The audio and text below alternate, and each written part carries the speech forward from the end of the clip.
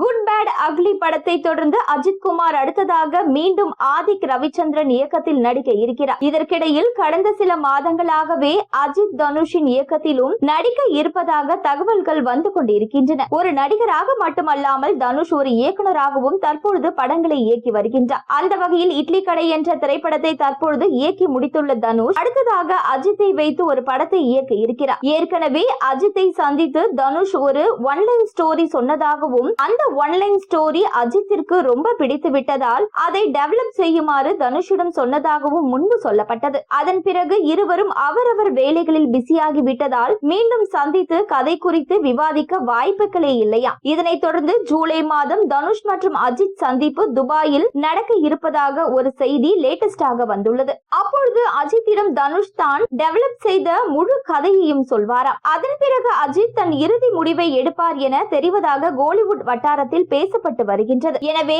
அடுத்த மாதம் அஜித் மற்றும் தனுஷ் சந்திப்பு உறுதியாக நடக்கும் என்றே சொல்லப்படுகிறது. இந்த நிலையில் ஜூலை முதல் வாரத்தில் அஜித் துபாயில் ஒரு சில நாட்கள் ஓய்வு எடுக்க இருப்பதாகவும் அந்த சமயத்தில் தான் அஜித் மற்றும் தனுஷ் சந்திப்பு நடைபெற இருப்பதாகவும் தெரிகின்றது. தனுஷ் இயக்கும் படங்களுக்கு எதிர்பார்ப்பு இருக்கும் நிலையில் அஜித் போன்ற ஒரு உச்ச நட்சத்திரத்தை அவர் இயக்கினால் அப்படம் கண்டிப்பாக சிறப்பான ஒரு படமாகவே இருக்கும். அது மட்டுமல்லாமல் வித்தியாசமான காம்போவில் உருவாகும் படத்திற்கு மாபெரும் அளவில் எதிர்பார்ப்புகளும் இருக்கும். அதன் காரணமாகவே வசூலில் இப்படம் மிகப்பெரிய சாதனைகள் படைக்க அதிக வாய்ப்புகளும் உண்டு.